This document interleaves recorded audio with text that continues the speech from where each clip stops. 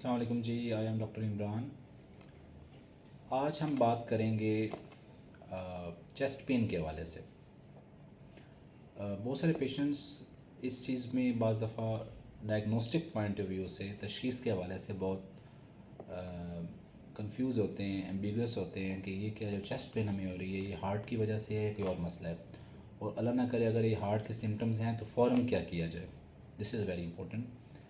और हमने बहुत दफ़ा ये देखा है अपने क्लिनिकल प्रैक्टिस में कि बहुत से लोग मिस डायग्नोज हो के आते हैं even in the hospital settings कि चेस्ट पेन के सिम्टम्स हार्ट की वजह से होते हैं, लेकिन उनको सिर्फ स्टोमिक कह के मिस ट्रीट कर दिया जाता है या वो मिस हो जाता है डायग्नोसिस।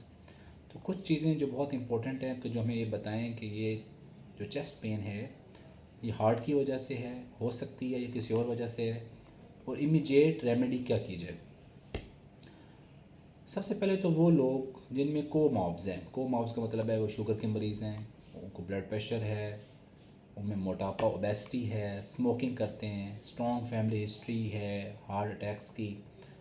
अगर उनको कभी भी इस तरह की पेन हो जिसमें वो अनकंफर्टेबल फील करें, any pain above belly button, आपके अम्बलाइकस से ऊपर, बेली बटन से ऊपर कोई भी पेन होती है जो उन्होंने पहले एक्सपीरियंस नहीं की, चाहे वो स्टोमिक पिट के अंदर हो, चाहे वो चेस्ट के अंदर हो, और स्पेशली वो पेन जो आपकी जॉ के अंदर जा रही हो या आर्म के अंदर जा रही हो। और पेन की क्वालिटी कोई भी हो सकती है, लेकिन जो मोस्ट कॉमन पेन की क्वालिटी होती है वो क्रशिंग होती है, प्रेशर पेन होती है। आपको ये फील होता है कि एक जगह पे दर्द नहीं है बल्कि पूरे सीने के ऊपर एक डिफ्यूज़ पेन है, जैसे कोई भारी वज़न आपके चेस्ट के ऊपर रख दिया गया है और आप उस पेन को लोकलाइज़ नहीं कर सकते, एक फिंगर से या कॉइन से आप लोकलाइज़ ना कर सकें।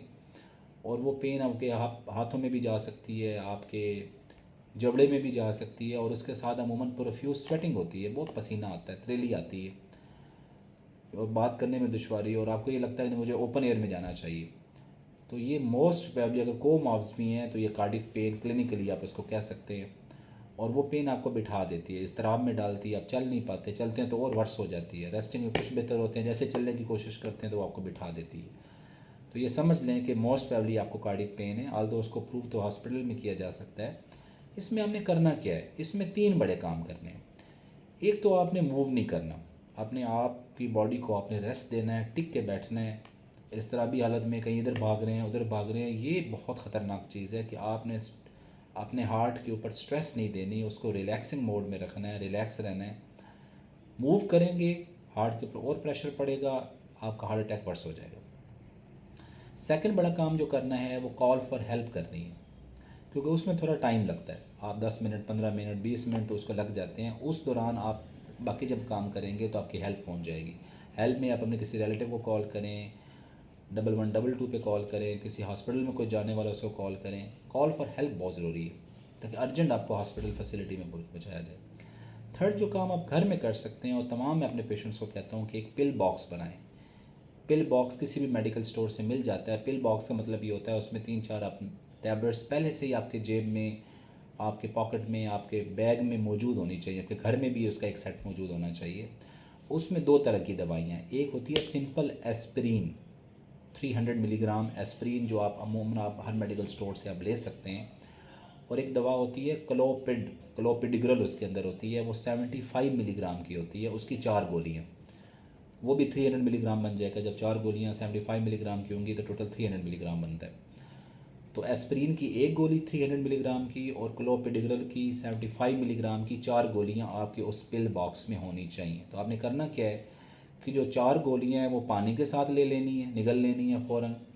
और जो एस्पिरिन की एक गोली 300 मिलीग्राम की है उसको आपने चबा लेना है, च्यू कर लेना है।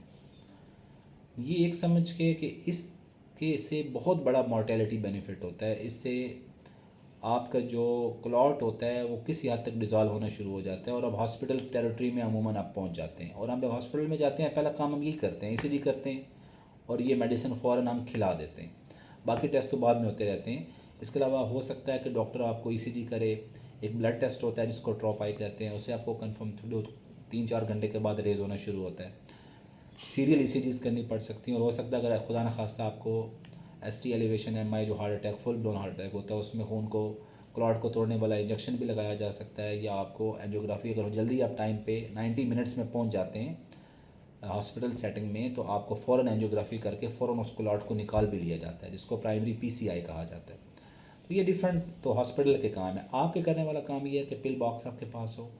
आपको ये पता होना चाहिए कि जो चेस्ट पेन मुझे हो रही है, ये अगर कार्डिक से मिलती जुलती पेन है तो आप मेडिसिन ले लें घर में। हॉस्पिटल में भी बाज़ दफ़ा ईसीजी करने से पहले हम एंटीप्लेटलेट प्रोटोकॉल दे देते हैं, और वो मॉर्टेलिटी बेनिफिट ही है, उसका नुकसान कोई इतना ज़्यादा नुकसान नहीं होता, लेकिन उसमें फ़ायदा ही फ़ायदा है कि आप खुदा न खास्ता अगर काफ़ी टाइम से आपको ये काम चल रहा है और आप हॉस्पिटल पहुंचने में डिले करते हैं, तो अगर एक घर पे काम कर लें तो फर्स्ट स्टेप आपका पूरा हो जाता है। अगले काम तो फिर हॉस्पिटल सेटिंग में कर सकते हैं, बाकी कोई काम आप घर में नहीं कर सकते। बाज़ दफ़ा ये होता है कि चेस्ट पेन हुई, 5-10 मिनट रही, फिर कुछ बेहतर होगी, और फिर आप कहते हैं नहीं मैं ठीक हो गया हूँ, राइजिक ले लें, घर में सो जाए। Don't do this.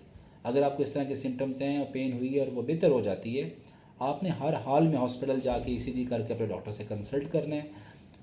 Maximum normal आ जाएगा, लेकिन आप एक बहुत बड़ी जानलेवा चीज़ को रूल आउट कर लेते हैं, बड़ी चीज़ से आप बच जाते हैं। तो हॉस्पिटल सेटिंग में ज़रूर रिपोर्ट करें, ईसीजी करें, अगर थोड़ा स्टे भी करना पड़े मज़ीद स्टे करें और अपना इलाज करवाएं। Thank you so much.